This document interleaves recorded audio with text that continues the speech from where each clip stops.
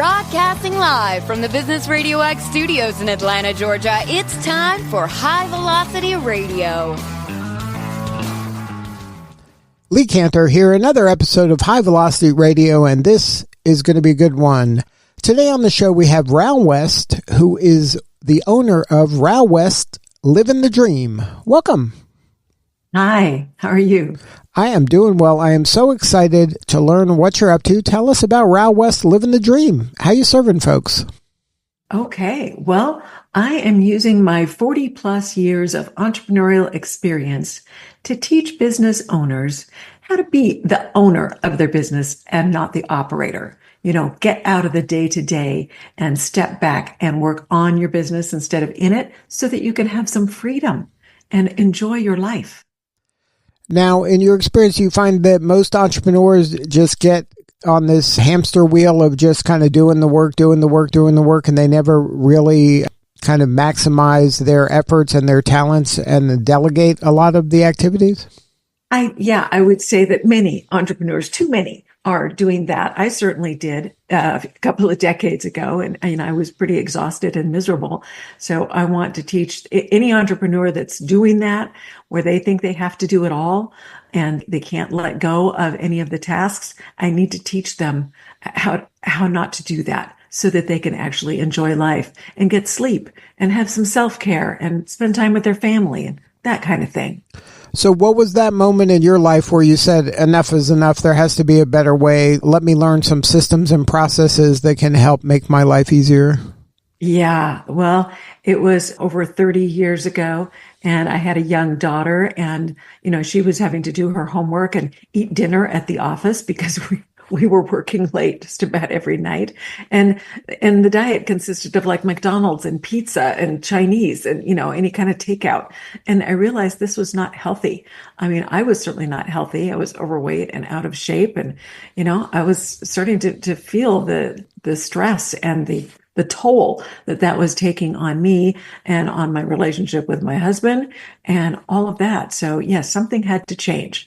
It was not sustainable. So I started learning. I went back to college.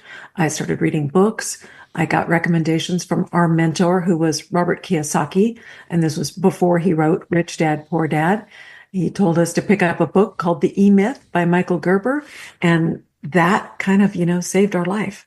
So it goes back that far. Now, can you share a little bit for folks who aren't familiar with the E-Myth? I read that as well when I was younger, but I don't know if, this current generation is that fluent in the terminology that he was using. But can you share a little bit about some of the basic principles that he was espousing?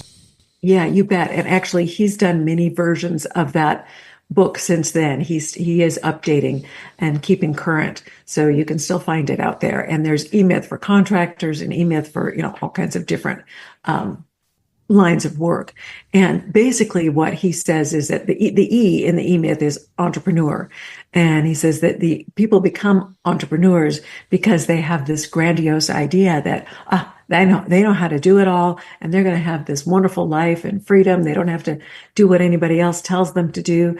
And then they find that, doing the particular craft or talent that they had is not enough. They also need to know how to manage. And they need to wear all the hats in a business, like marketing and finance and operations and the things that maybe they weren't having to do if they were just doing their particular craft, whether it's plumbing, accounting, law, or whatever. And that you need to be able to take care of all aspects of your business and step back and be the manager. And then in order to grow the company, you need to duplicate yourself. You need to be able to teach others how you do things. So that means you need to document your processes and your procedures so that you can have the same outcome no matter who's doing it. He used the example of McDonald's, where it doesn't matter where on the planet you walk into a McDonald's, your Big Mac is going to taste the same. And that's because they have fine-tuned their procedures right down to the number of seconds that the burger is on the grill at such and such a temperature and so forth. So it is so finely tuned and finely defined that, it's the same all the time. And that's what you need to do in your business and create those systems and document all of the processes and your procedures and your rules and your guidelines and so forth, so that you can duplicate everything and step back, and then you can start it all over again and, open up another location if you want, or you can just sit back and enjoy your life a little bit. Now, is that kind of the first step, that if anybody who's out there, maybe solopreneurs or business coaches out there listening, is it something that the first step is this kind of documentation of all of the processes that you're doing currently, that at some point you got to write everything down? There's no way around that if you really want to delegate or you want to scale. Yes. And of course, nowadays you could just do a Vimeo, or a Loom or something. You don't have to write it. You could speak it into a video. But basically you have to document it in some way. If you want consistency, and if you want your customers to be served the same way over and over again, so that their expectations are always being met. Yes, you have to be able to duplicate that excellent product over and over and over again, and don't leave it to chance. So it starts with it's documenting what you do. And then also you have to take a look at what you're doing and see how you're spending your time. How many of your tasks that make up your day are small repetitive tasks that someone else could do, or that you could find automation to do it for you, something to gain some leverage so that you can save time. And that's very important. And I do that in my personal life as well as in my business. You don't want to be bogged down by minutia. Now, what do you tell the entrepreneur out there that's saying, well, that sounds good if I was making hamburgers, but I'm a consultant, I'm getting paid to be creative and problem solve and critical thinking. It's difficult for me to write down how to answer every possible scenario that could exist in order for me to delegate this kind of skill. Well, sure. You've got some things that are, intellectual property type of talent, and you might not be able to take everything out of your brain and duplicate that, but there are some things that are like the same questions or the same issues that come up over and over again, and you can certainly document that and create some guidelines, create some frameworks that you can use to teach and help your clients. I think that there's many ways that you can organize your knowledge and your information. And I do remember, we had a business with about 50 employees, and I was in charge of the marketing department among other departments. But there was a point in time where my marketing team asked me, how did you know that it was the right time to increase our spending in advertising? And it took me back, because I didn't know how I knew. It was instinctive. It's just like you're saying, if you're a consultant, there's some things that you just know, they're in your brain. And so this was something that was just in my brain. But I had to be very intentional and conscious about trying to figure out what my thought process was that could guide me to make that decision. And I finally was able to break it down to the metrics that needed to be watched. And that if sales data, for example, showed that there was a decline over a period of like 3 days, reducing sales calls for 3 days, that's a trigger. Now you need to increase your advertising to pump up your business. So there are some things that you can document and systematize. Now, part of your title, I guess, is Visionary Business Leader and Systemization Expert. When did you go from having your own business that was your business to coaching other people and helping other people learn from all that you accomplished in your career? Well, for years and years, I've been helping other businesses to grow and to scale. Not that I did it for a living or, as a business, but I've helped others, 10x their business by following my advice. And it was just a couple of years ago that it was suggested to me that I actually teach people how to have the kind of life that we have. Because not only am I good at systematizing businesses, I'm good at systematizing our life. And we're able to live the dream. We travel all the time. We have 2 homes. We have a yacht. We still manage several businesses. And, it all seems to go very easily. And people can't grasp how I can keep so many balls in the air and still be able to have all of this free time and enjoy my life. So that's when I decided that, maybe it's time for me to give back and use my 40 plus years of experience to help other people. So when you decided to get into this type of coaching and helping other people, business as a business, what were some of the things you did to launch and get the escape velocity that's needed for any successful business? Well, the first thing I did was I do what I tell people to do, which is to design the business around your lifestyle, not the other way around. I want my business to support me and the way I want to live. So I opted not to do one-on-one coaching because that kind of ties me down and demands an awful lot of my time. So I wanted to use leverage. So I decided to create an online course where I could teach many people and do the course once, record it, have it available online, and then anybody can take advantage of it at any time. So that was one thing. And then I have hired coaches and mentors to help me get my products out there and have guided me as to what are the next steps. And I've been advised my next step should be to start a mastermind. So that's what I'm doing right now. And the mastermind will be a small group of entrepreneurs who are running 7 and 8 figure businesses where they're too much involved in the operations and need help getting out of that day to day and stepping back so that they can work on their business and become the owner rather than the operator. So at what point did you develop these 6 principles for lasting business success? Was this at the beginning and this was what kind of is the foundation that the entire business is built around? Yes. So 2 years ago when I started this, I had to take some time to sift through my 40 plus years of memory and determine what were the things that set us apart. Why was our business so successful? Why were we able to grow it to 8 digits in revenue and sell it to Alaska Airlines? And why were we able to go on and create other multi-million-dollar businesses after that? What were the tools? And, I call them my principles. So I determined that there were 6. And those are the 6 principles that are the foundation of my course. And also, I believe the foundation of any business that wants to be successful for the long term and be able to be operated with an owner versus an operator.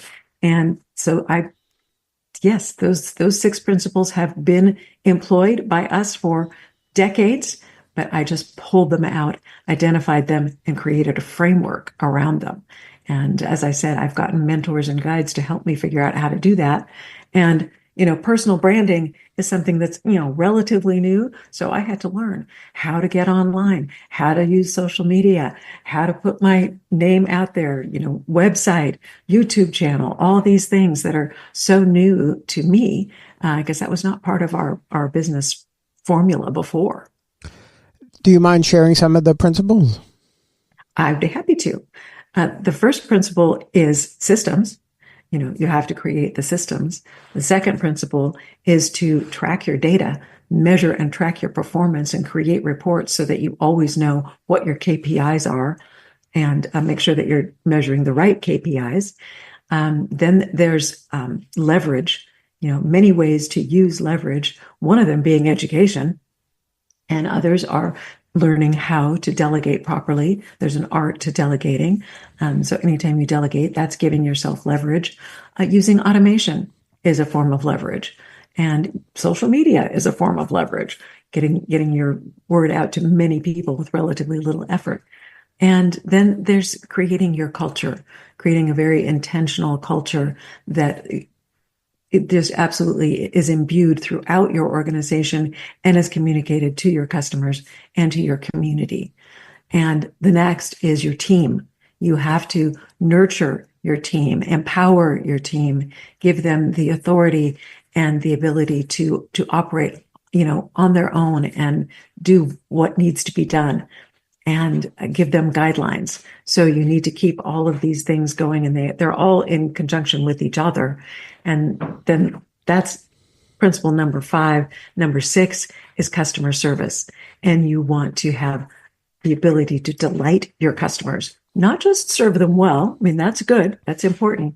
But if you delight your customers, you're going to have customers who keep coming back over and over and who refer other people to you. And that's really a key to lasting business success. And then you rinse and reuse all of these principles. They are not a set it and forget it. You have to keep working them. They're like a 6-legged stool. And if you let any of those 6 legs get too short or not pay enough attention, your whole organization is wobbly. So you need to pay attention over time to all 6 principles. Yeah, I think that delighting your customers is one of those things that a lot of entrepreneurs fall short in. They spend so much energy in trying to get a client and doing whatever they have to do to attract and get that client, that once they have the client, they kind of move on to the next client, and they don't invest the time and resources to really surprise and delight their existing customers. And I think that's an untapped opportunity for growth for a lot of business owners. Yes, absolutely. And, it's not just entrepreneurs. There's large corporations that are really missing the boat on that too. How many of us as customers feel frustrated and annoyed by the way we are treated by some of these large corporations? So yes, they all could use a little lessons in delighting their customers. Now, what are the symptoms that an entrepreneur is having that might be a signal that, hey, I got to get in touch with Ral? Working too many hours, not having time for your family, not having time for yourself, being exhausted, feeling like you want to grow the business, but you just can't because there's only one of you and only so many hours to go around. And, if you're feeling kind of stuck, that's a good sign that you need me to help you get over that, because oftentimes the business owner who's involved in the operations becomes the roadblock to growth, because too many of the decisions and too many of the problem solving needs are going through that person instead of being handled by the team. So if you're in that position, please reach out to me. I can help you. You don't have to go through the agony that I went through. I can help you.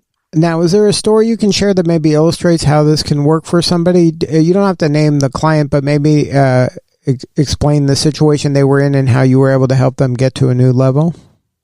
Well, sure. I mean, obviously, we did it for ourselves in our own business, and we're able to step away from the day-to-day operations and hand things over to a COO and a CFO. And then many years later, we sold the business to Alaska Airlines. But I've also helped like another business, a small business, who the business owner was working, like around the clock. We couldn't go out to dinner with this person without her taking several phone calls during dinner, because she just had to be doing it all herself. She wasn't using any kind of team. And she wasn't able to like take a break, go away for a weekend or anything, because she had to stay glued to that business. And so we started teaching her how to document her systems, how to create systems, how to use technology, and how to onboard a team member, and in such a way that she felt confident that they could take care of her customers the same way that she would. And we explained to her how you need to create like a manual and outline all of the guidelines, all of the processes, all of your your rules, and how to handle a customer that has an issue. What do you do for them? And all of these things, she gradually started to employ them. And then over a period of I'd say about 10 years, she 10x'd her business. And now she's able to take month-long vacations. Wow. I mean, the impact is real. It sounds in some ways simple. Oh, just systematize, delegate. It just, for a lot of entrepreneurs, that's a big ask. Well, yeah. And I've heard a lot of people say, oh, I don't have time to write down what I do. I don't have time to create this system.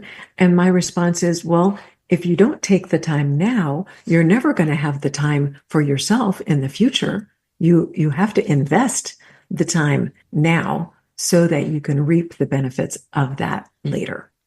And enjoy life. Amen to that. Amen to that. Well, if somebody wants to learn more or have more substantive conversation with you or somebody on the team, or get into one of these masterminds or take the course, what is the website? What's the best way to connect? It's very easy. If you know my name, you know how to find me. It's Ral West. So the website is ralwest.com. You can find me on LinkedIn under Ral West, a YouTube channel, Ral West, and any of those have ways to reach me. And on LinkedIn, I have a weekly newsletter that you can subscribe to. It's free. And every week there's tons of information. Every week, of course, is a different topic. And there are actionable strategies for you to use in your business right now. And also on my website, there's a lot of podcasts like this one that I have done guest appearances on, and they're all available there and on YouTube to watch and learn. So yes, and please do sign up for my mastermind. I would love to have a bright, ambitious entrepreneur come on board and have me help create the life that they really want. And that's Ral West, RalWest.com.